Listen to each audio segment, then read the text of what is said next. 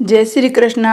श्रीमद् भागवत गीता का 13वां अध्याय हम सब मिलकर सुनने जा रहे हैं। जय श्री कृष्ण भगवान ने की जय। उसके उपरांत श्री कृष्ण भगवान फिर बोले, हे अर्जुन, ये शरीर क्षेत्र है, इसे कहा जाता है। इसको जो जानता है उसको क्षेत्रज्ञ, ऐसा उनके तत्व को जानने वाले ज्ञानी जन कहते हैं। और हे अर्जुन, तू सब क्षेत्रों में क्षेत्रज्ञ अर्थात जीवात्मा भी मेरे को ही जान। क्षेत्रज्ञ का अर्थात विकार सहित प्रकृति का पुरुष का जो तत्व से जानता है वह ज्ञान है, ऐसा मेरा मत है। इसलिए वह क्षेत्र है जो है और जैसा है था, जिन विकार वाला है, जिस कारण से जो हुआ है था, वह क्षेत्रज्ञ जो है जिस प्रभाव वाला है, वह सब संक्षेप से मेरे से सुन। ये क्षेत्रज्ञ का तत्व ऋषियों द्वारा बहुत प्रकार से कहा गया है अर्थात समझाया गया है। नाना प्रकार के वेद मंत्रों से विभाग पूर्वक कहा गया है। अच्छे प्रकार निश्चय किए हुए युक्ति युक्त ब्रह्म सूत्र के पदों द्वारा वैसे ही कहा गया है। हे अर्जुन, वही मैं तेरे लिए कहता हूँ। 5 महाभूत अर्थात आकाश, वायु, अग्नि, जल और पृथ्वी का सूक्ष्म भाव, अहंकार, बुद्धि और मूल प्रकृति अर्थात त्रिगुण में माया भी था। 10 इंद्रियां अर्थात श्रोत्र, त्वचा, क्षेत्र, नेत्र, रसना, घ्राण और वाक, हस्त, पाद, उपस्थ और गुदा, एक मन, 5 इंद्रियों के विषय अर्थात शब्द, स्पर्श, रूप और गंध था। इच्छा, द्वेष, सुख, दुख और स्थूल देह का पिंड एवं चेतनता, धरती। इस प्रकार ये क्षेत्र विकारों के सहित संक्षेप से कहा गया है। हे अर्जुन, श्रेष्ठता के अभिमान का अभाव, दंभाचरण का अभाव, प्राणी मात्र को किसी प्रकार भी न सताना, क्षमा भाव था, मन वाणी की सरलता, श्रद्धा भक्ति सहित गुरु की सेवा, भार भीतर की शुद्धि, अंतकरण की स्थिरता, मन और इंद्रियों से ही शरीर का निग्रह, उस लोक और परलोक के संपूर्ण भोगों में आसक्ति का अभाव, अहंकार का भी अभाव, जन्म, मृत्यु, जरा, रोग आदि में दुख दोषों का बारंबार विचार करना, पुत्र, स्त्री, घर, धनादि से आसक्ति का अभाव, ममता का न होना था, प्रिय अप्रिय की प्राप्ति में सदा ही चित्त का सम रहना अर्थात मन के अनुकूल था, प्रतिकूल के प्राप्त होने पर हर्ष शोक आदि विकारों का न होना, मुझ परमेश्वर में एक ही भाव से स्थिति रूप ध्यान योग के द्वारा व्यभिचार नहीं, भक्ति था, एकांत शुद्ध देश में रहने का अभाव, विषयासक्त मनुष्यों के समुदाय में प्रेम का न होना था, अध्यात्म में नित्य स्थिति, तत्व ज्ञान के अर्थ रूप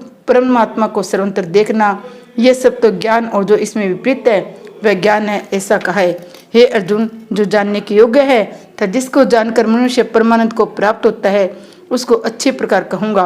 वह आदि रहित परम ब्रह्मा अकथनीय होने से न सत्य कहा जाता है न असत्य कहा जाता है, परंतु वह सब ओर से हाथों पैरों वाला, सब ओर से नेत्र, सिर और मुख वाला, सब ओर से क्षोत्र वाला है, क्योंकि वह संसार में सबको व्याप्त करके स्थित है, संपूर्ण इंद्रियों के विषय को जानने वाला है, परंतु वास्तव में सब इंद्रियों से रहित, आसक्ति रहित, गुणों से अतीत हुआ भी अपनी योग माया से सबको धारण पोषण करने वाला, गुणों को भोगने वाला है। वह परमात्मा चराचर सब भूतों के भार भीतर परिपूर्ण है। चर अचर रूप भी वही है और वह सूक्ष्म होने से अवेज्ञ है था, अति समीप से और दूर से विस्तृत वही है। वह विभाग रहित एक रूप में आकाश के सदस्य परिपूर्ण हुआ भी चराचर संपूर्ण भूतों में पृथक प्रत्येक के सदस्य स्थित प्रतीत होता है था। वह जानने योग्य परमात्मा विष्णु रूप से भूतों को धारण पोषण करने वाला, रुद्र रूप से संहार करने वाला, ब्रह्म रूप से सबका उत्पन्न करने वाला है और ब्रह्मा ज्योतियों को भी ज्योति एवं माया से अति प्रिय कहा जाता है था। वह परमात्मा बोध स्वरूप जानने के योग्य है, तत्व ज्ञान से प्राप्त होने वाला, सबके हृदय में स्थित है। हे अर्जुन, इस प्रकार क्षेत्रज्ञ था ज्ञान जानने योग्य परमात्मा का स्वरूप संक्षेप से कहा गया है। इसको तत्व से जानकर मेरा भक्त मेरे स्वरूप को प्राप्त होता है। हे अर्जुन, प्रकृति अर्थात त्रिगुणमयी मेरी माया, जीवात्मा अर्थात क्षेत्रज्ञ, इन दोनों को ही तू अनादि जान।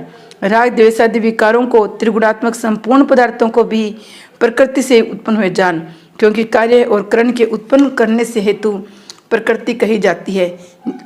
जीवात्मा सुख दुखों के भोक्तापन में अर्थात भोगने में हेतु का है, परंतु प्रकृति में स्थित वही पुरुष प्रकृति से उत्पन्न हुए त्रिगुणात्मक सब पदार्थों को भोगता है। इन गुणों का संग ही इस जीवात्मा अच्छी बुरी योनियों में जन्म लेने से कारण है। वास्तव में तो वह पुरुष इस देह में स्थित हुआ भी पर अर्थात त्रिगुणमयी माया से सर्वथा अतीत है। केवल साक्षी होने से, उपद्रष्टा यथार्थ संपत्ति देने वाला होने से, अनुमंता, सबको धारण करने वाला होने से बढ़ता, जीव रूप से भोक्ता, ब्रह्मादिकों का भी स्वामी होने से महेश्वर, शुद्ध सच्चिदानंद होने से परमात्मा, ऐसा कहा गया है। इस प्रकार पुरुष को गुणों के सहित प्रकृति को जो मनुष्य तत्व से जानता है वह सब प्रकार से बढ़ता हुआ फिर नहीं जन्मता, अर्थात पुनर्जन्म को नहीं प्राप्त होता है। हे अर्जुन, उस परम पुरुष परमात्मा को कितने मनुष्य तो शुद्ध हुई सूक्ष्म बुद्धि से ध्यान के द्वारा हृदय से देखते हैं, अन्य कितने ज्ञान के द्वारा देखते हैं, अपने कितने निष्काम कर्मयोग के द्वारा देखते हैं, परंतु इनसे दूसरे जो मंद बुद्धि वाले पुरुष हैं वे इस प्रकार न जानते हुए दूसरों से अर्थात तत्व के जानने वाले पुरुषों से सुनकर उपासना करते हैं, अर्थात उन पुरुषों के कहने के अनुसार श्रद्धा सहित तत्पर वे साधन करते हैं, और वे सुनने के प्रायण हुए मनुष्य भी मृत्यु रूप संसार सागर को निसंदेह तर जाते हैं। हे अर्जुन, यान मात्र के कुछ विस्तावर जंगम वस्तु उत्पन्न होती है, उस संपूर्ण को तो क्षेत्र के सहयोग से उत्पन्न हुई जान, अर्थात प्रकृति पुरुष के परस्पर के संबंध से ही संपूर्ण जगत की स्थिति है। वास्तव में तो संपूर्ण जगत नाशवान क्षण भंगुर होने में अनित्य है। इस प्रकार जानकर जो पुरुष नष्ट होते हुए सब चराचर भूतों में नाश रहित परमेश्वर को समभाव से स्थित देखता है, वही देखता है, क्योंकि वह पुरुष सब में समभाव से स्थित हुए परमेश्वर को सम्मान देखता है। वह अपने द्वारा आपको नष्ट नहीं करता है, अर्थात शरीर का नाश होने से अपने आत्मा का नाश नहीं मानता है, इससे परम गति को प्राप्त होता है। जो पुरुष संपूर्ण कर्मों को सब प्रकार से प्रकृति से किए हुए देखता है, अर्थात इस बात को तत्व से समझ लेता है कि प्रकृति से उत्पन्न हुए संपूर्ण गुण ही गुणों में बढ़ते हैं, तथा आत्मा को एक करता देखता है, वही देखता है। और वह पुरुष जिस काल में भूतों के न्यारे न्यारे भाव को एक परमात्मा के संकल्प के आधार से देखता है, उस परमात्मा के संकल्प से ही संपूर्ण भूतों का विस्तार देखता है, उस काल में सच्चिदानंद घन ब्रह्मा को प्राप्त होता है। हे अर्जुन, अनादि होने से गुणातीत होने से ये विनाशी परमात्मा अस्तित्व में हुआ भी वास्तव में न करता है न लिपायमान होता है। जिस प्रकार सर्वंतर व्याप्त हुआ भी आकाश सूक्ष्म होने के कारण लिपायमान नहीं होता है, वैसे सर्वंतर देह में स्थित हुआ भी आत्मा गुणातीत होने के कारण देहों के गुणों से लिपायमान नहीं होता है। हे अर्जुन, जिस प्रकार एक ही सूर्य इस संपूर्ण ब्रह्मांड को प्रकाशित करता है, उसी प्रकार एक ही आत्मा संपूर्ण क्षेत्र को प्रकाशित करता है, अर्थात नित्य बोध स्वरूप एक आत्मा की ही सत्ता से संपूर्ण जड़ वर्ग प्रकाशित होता है। इस प्रकार क्षेत्र और क्षेत्रज्ञ के भेद को, विकार सहित प्रकृति से छूटने के उपाय को जो पुरुष ज्ञान नेत्रों द्वारा तत्व से जानते हैं, वे महात्मा जन परब्रह्मा परमात्मा को प्राप्त होते हैं। इति श्रीमद् भागवत गीता रूपी उपनिषद ब्रह्म विद्या योग शास्त्र विषयक श्री कृष्ण और अर्जुन के स्वाद में क्षेत्र क्षेत्रज्ञ विभव नामक 13वां अध्याय समाप्त। जय श्री कृष्ण भगवान ने की जय। अब हम 13वें अध्याय का महत्व सुनेंगे। श्री महादेव जी कहते हैं, पार्वती अब 13वें अध्याय के अगाध महिमा का वर्णन सुनो, उसके सुनने से तुम बहुत प्रसन्न हो जाओगी। दक्षिण दिशा में तुंगभद्रा नाम की एक बहुत बड़ी नदी है, उसके किनारे हरिहरपुर नामक रमणीय नगर बसा हुआ है। वहाँ हरिहर नाम से साक्षात भगवान शिव जी विराजमान हैं, जिनके दर्शन मात्र से परम कल्याण की प्राप्ति होती है। हरिहरपुर में हरि दीक्षित नामक एक क्षत्रिय ब्राह्मण रहते थे, जो तपस्या स्वाध्याय में संलग्न और वेदों के प्रगामी विद्वान थे। उनकी एक स्त्री थी जिसे लोग दुराचारी कहकर पुकारते थे। इस नाम के अनुसार उसके कर्म भी थे। वह सदा पति को कुवाच्य कहती थी। उसने कभी भी उनके साथ सहन नहीं किया। पति से संबंध रखने वाले जितने लोग घर पर आते उन सबको डांट कर भगाती। समय का मोचन होकर निरंतर व्यभिचारियों के साथ रमण किया करती थी। एक दिन नगर को इधर उधर आते जाते हुए पूर्ववासियों से भरा देख उसने निर्जन एवं दुर्गम वन में अपने लिए संकेत स्थान बना लिया। एक समय रात में किसी कामी को न पाकर वह घर की किवाड़ खोल नगर से बाहर संकेत स्थान पर चली गई। उसी समय उसका चित्त काम से मोहित हो रहा था।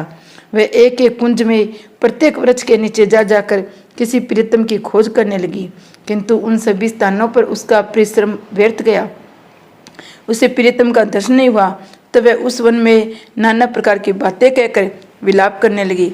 चारों दिशाओं में घूम घूम कर योग जनित विलाप करती हुई उस स्त्री की आवाज़ सुनकर कोई सोया हुआ बाघ जाग उठा, उछलकर उस स्थान पर पहुंचा जहाँ वह रो रही थी। उधर वहीं भी उसे आते देख किसी प्रेमी की आकांक्षा से उसके सामने खड़ी होने के लिए ओर से बाहर निकल आई। उस समय व्यांगर ने आकर उसे नख रूपी बाणों के प्रहार से पृथ्वी पर गिरा दिया। इस अवस्था में वह कठोर वाणी से चिल्लाती हुई पूछ बैठी, अरे बाघ, तू किस लिए मुझे मारने को यहाँ है? पहले इन सारी बातों को बता, फिर मुझे मारना। उसकी बात सुनकर प्रचंड पराक्रमी व्यांगर क्षण भर के लिए उसे अपना ग्रास बनाने से रुक गया। हंसता हुआ सा बोला, दक्षिण देश में मलापन नामक एक नदी है, उसके तट पर मुनिपन्ना नगरी बसी हुई है। वहाँ पंचलिंग नाम से प्रसिद्ध साक्षात भगवान शंकर निवास करते हैं। उस नगरी में मैं ब्राह्मण कुमार होकर रहता था। नदी के किनारे अकेला बेटा रहता था जो यज्ञ के अधिकारी नहीं है। उन लोगों से भी यज्ञ कराकर उनका अन्न खाया करता था। इतने नहीं, धन के लोभ से मैं सदा उसके वेद पाठ का फल को बेचा करता था। मेरा लोभ यहाँ तक बढ़ गया था कि अन्य भिक्षुओं को गालियाँ देकर हटा देता। स्वयं दूसरों को नहीं देने योग्य धन भी बिना दिए ही हमेशा ले लिया करता था। ऋण लेने के बहाने में सब लोगों को छला करता था। तदनंतर कुछ काल व्यतीत होने पर मैं बूढ़ा हुआ। मेरे बाल सफ़ेद हो गए, आंखों से सूझता न था, मुँह के सारे दांत गिर गए। इतने पर मेरी दान लेने की आदत नहीं छूटी, पर वह आने पर प्रतिग्रह के लोभ से मैं हाथ से कुछ लिए तीर्थ के समीप चला जाया करता था। तत्पश्चात जब मेरे सारे अंग स्थिर हो गए, तब एक बार मैं कुछ धूर्त ब्राह्मणों के घर पर मांगने खाने के लिए गया। उसी समय मेरे पैर में कुत्ते ने काट लिया। तब मैं मूर्छित होकर क्षण भर में पृथ्वी पर गिर पड़ा। मेरे प्राण निकल गए। उसके बाद मैं इसी व्यंगर योनि में उत्पन्न हुआ हूँ। तब से इस दुर्गम वन में रहता हूँ। अपने पूरे पापों को याद करके कभी धर्मिष्ठ महात्मा, यति, साधु पुरुष, सती स्त्रियों को मैं नहीं खाता। पापी, दुराचारी तथा उल्टा स्त्रियों को मैं अपना भक्ष्य बनाता हूँ। अतः उल्टा होने के कारण तो अवश्य ही मेरा ग्रास बनेगी। यूँ कहकर अपने कठोर नखों से उसके शरीर के टुकड़े टुकड़े करके खा गया।